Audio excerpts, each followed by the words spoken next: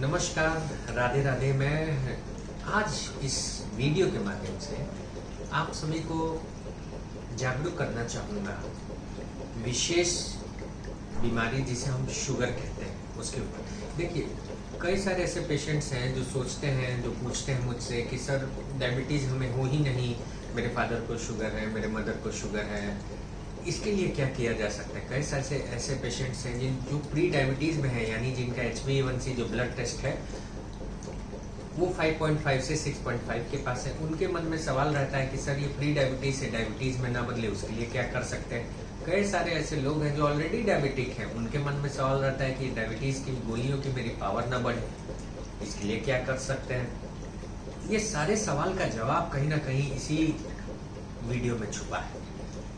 तो आइए, मैं आप सबका स्वागत करता हूँ। सर्वप्रथम ये जानना बहुत आवश्यक है कि ये जो शुगर हमारे ब्लड में बढ़ता है, इसका मूल कारण क्या होता है। शुगर बॉडी में अलग अलग जगह पर स्टोर होता है। ग्लाइकोजन के रूप में शुगर का स्टोरेज मसल फाइबर्स में होता है, मांसपेशियों में होता है, मेनली जांघ के मसल्स और आपके हाथ के मसल्स में होता है। इसके अलावा जो शुगर, एक्स्ट्रा शुगर है, ये आपके लिवर में स्टोर होता है। तो ये जो स्टोरेज है, अगर ये स्टोरेज कहीं ना कहीं प्रभावित हो, पहले कारण जैसे कि आपकी जो मांसपेशियां हैं, अगर ये कमजोर हो, बहुत पतले दुबले आप हो, तो इससे भी शुगर ब्लड में बढ़ने का रिस्क बढ़ जाता है। कारण है कि मांसपेशियों में शुगर एक्स्ट्रा स्टोर करने की कैपेसिटी होती है ग्लाइकोजन के रूप में। दूसरा मोस्ट इंपॉर्टेंट, लिवर। लिवर एक ऐसा अंग है, एक ऐसा ऑर्गन है जिसको हम जानते हैं कि आपको डाइजेशन में काम आता है। आम लोगों से पूछे कि लिवर का क्या यूज है, तो सर खाना पचाने में, गैस नहीं बने, सर लिवर ठीक रहेगा तो हम लोग स्वस्थ रहेंगे। ये सही बात है, सब ठीक है, लेकिन ये बहुत महत्वपूर्ण है आपका समझना कि लिवर केवल गैस, एंजाइम्स और केवल खाने पचाने के लिए नहीं, बल्कि लिवर एक बहुत इम्पोर्टेंट अंग है ग्लूकोज मेटाबॉलिज्म का।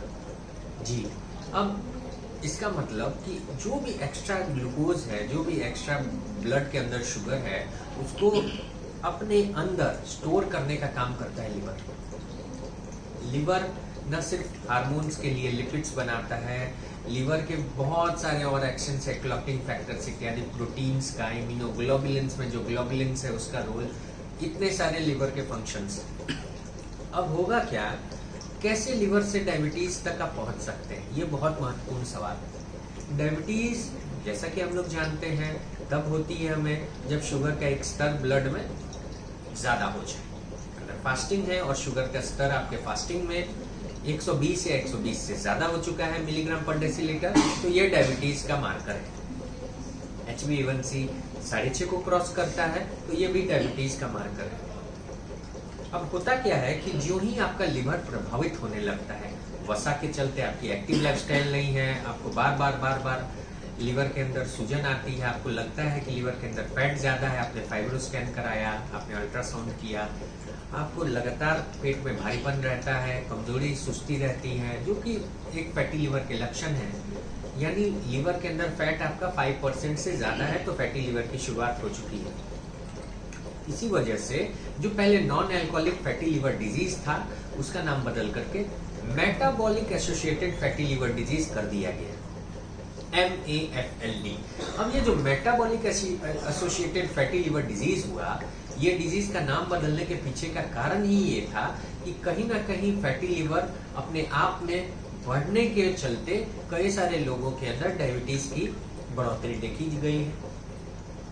अब ऐसा होता क्या है कि फैटी लिवर में डायबिटीज बढ़ने लगे। एक की टर्म है, शब्द है, जिसे बोलते हैं इंसुलिन रेजिस्टेंस।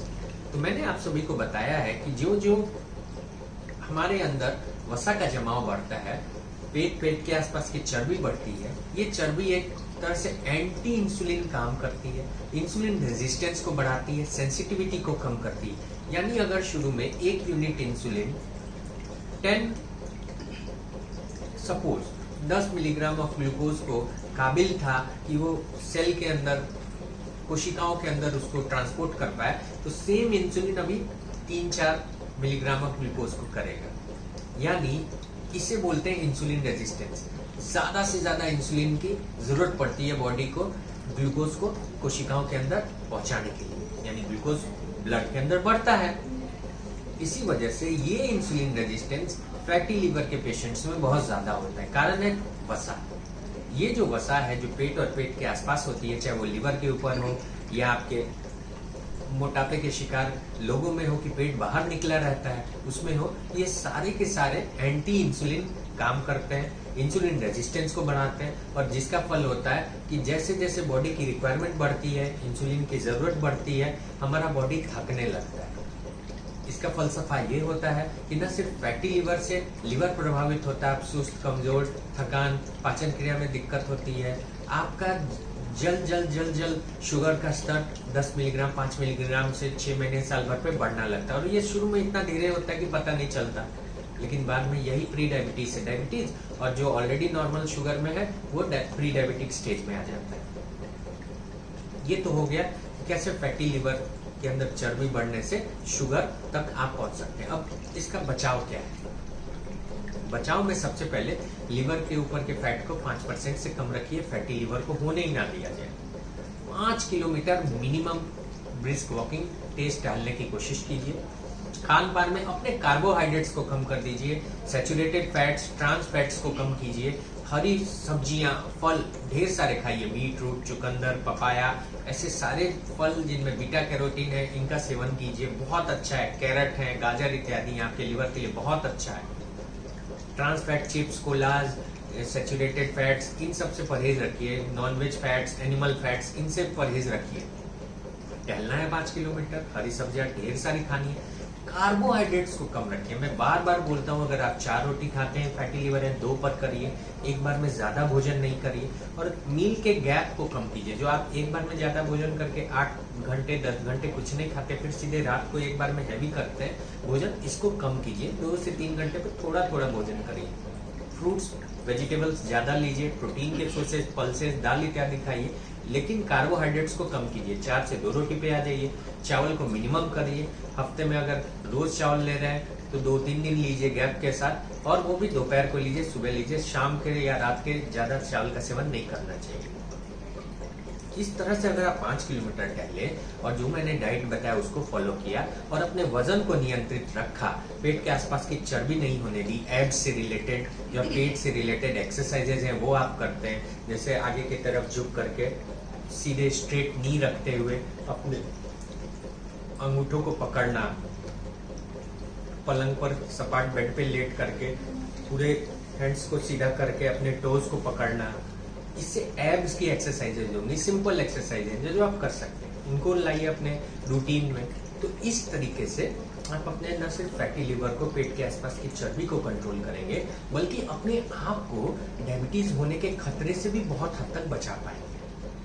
तो ये बहुत जरूरी वीडियो था, आप सबकी जागरूकता होती। इस वीडियो के अंत में मैं बताता चलूं, आपके सजेशंस मुझे मिलते रहते हैं, आपके सवाल भी मिलते हैं। कोई भी किसी भी टॉपिक पर इस वीडियो से रिलेटेड, फैटी लिवर या डायबिटीज का उसके ऊपर असर क्या है, कैसे डायबिटीज से फैटी लिवर बढ़ता है और लिवर की वजह से डायबिटीज बढ़ सकता है फैटी लिवर की वजह से, जो भी मन में सवाल हो जरूर कमेंट बॉक्स में रखिए और ज्यादा से ज्यादा मैं कोशिश करता हूँ कि आपके सवालों का जवाब दे पाऊँ। आज के लिए इतना ही, धन्यवाद, राधे राधे।